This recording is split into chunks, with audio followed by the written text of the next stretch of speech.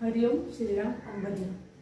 माझं नाव सायली वेळा रंजन गिलेस्कर, मालाड पश्चिम उपासना केंद्र। बापू तारिकाला कोण मारी। मी बापूंकडे गेल्या 2003 वर्ष झाल्यापासून येते।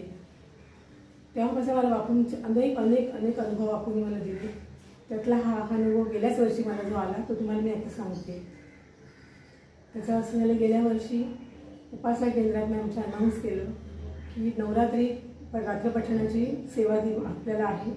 आणखीन रात्रपठणाला त्याचं नाव द्यायचं होतं। आणखीन नवरात्रीत सेवेला गुरुक्षेत्राला सेवासुद्धा होती। पण माझं नुकतंच पाठीचं दुखणं झालं होतं, त्यामुळे मी साशंक होते, कारण मला घरातनं परवानगी मिळाली नसती। मी ठरवलं की आपण बापूंना आणि मोठ्याला गळ घालायची।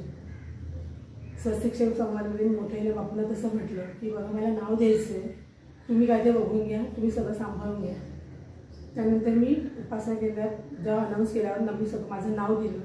पण नंतर दुसऱ्या शनिवारी मला शनिवारी कळलं की रात्रपठणाला नाव बुकिंग पूर्ण झालेली आहे, त्यामुळे मला तिकडे नाव देता येणार नाही।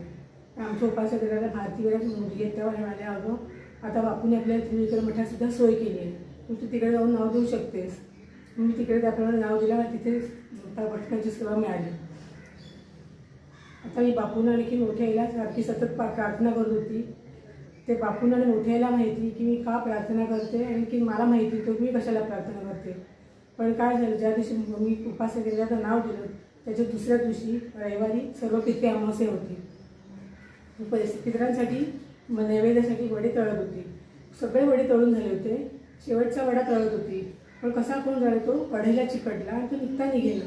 ते जबरदस्तीने काढायला गेले तर कढई माझ्या अंगावर उलटली। उलटल्यावर मी पटकन म्हणजे असा गाऊन पुढे धरला की माझ्या पोटाला चटका लागू नये म्हणून। तर थोडंसं मला भाजलं, तेवढं मी म्हणजे मिस्टरना हाक मारली की त्यांना सांगितलं की हे बघा काय झालं म्हणून। पण आश्चर्य वाटेल तुम्हाला, ते तेल घरंगळत माझ्या पायावर पडलं नाही किंवा ते कढईचं तेल पूर्ण माझ्या अंगावर नेता गॅसच्या शेगडी खाली कसं गेलं बापूच जाणे। तिकडे मला भाजलं, अगदी मामूली भाजलं। पण मला ह्याच्यातनं कळलं की मी बापूने मोठ्याला प्रार्थना करत होती, तर त्यांचं माझ्याकडे लक्ष होतं का माझा देव माझ्याकडे पाहतोय। त्यांनी मला ह्याच्यातनं वाचवलं। मी किती तेवढं मला भाजलं असं।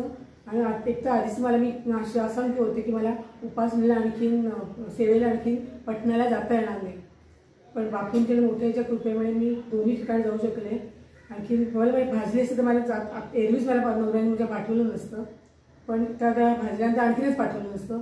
आणि बापूंच्या मोठ्याच्यामुळे मला तेव्हा जाता आलं आणि मस्त माझी बापूंची मोठ्याने सेवा करून घेतली।